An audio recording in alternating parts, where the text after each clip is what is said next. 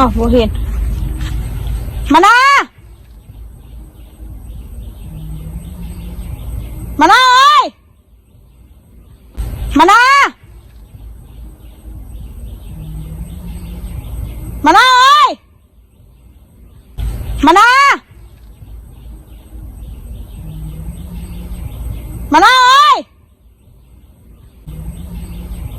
มานะเอ้ยอ้าวบ่เห็นไม่พี่น้อง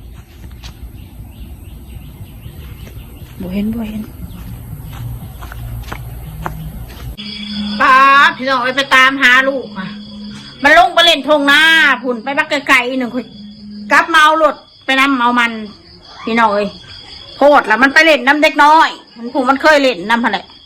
มันได้จำทางได้มองเที่ยงหน้าเขาเคยไปเล่นอะไรคนละเมื่อยโอ้ยตายตกใจหมดเลยทางเฮียนก็บ่เห็นนะทางก็บ่เห็นมันจะว่ามันย่างไปเรื่อยๆใครจูย่านแนวเดียวมาบัดนี้มาแต่ควบชาวบ้านตัวแตกตื่นเบิดเขาว่าลูกผู้ได้คือบ่เคยเห็นมันเขาอ่ะ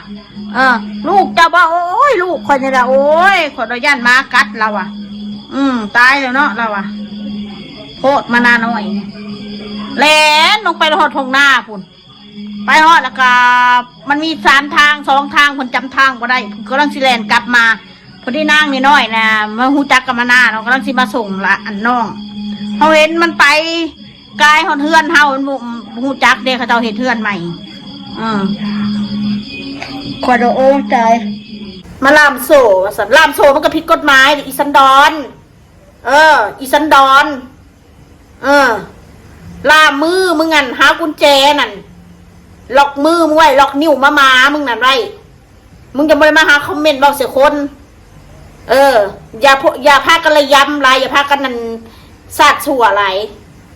ทำกูด่าครับรับพากันรับสู้พากันมาด่าลูกกูอายุ6 ขวบ 7 ขวบนี่นะสู้พากันมาหุ่มบอกให้ลูกกูมันเด็กน้อยไม่อยากไปเล่นนี่นะ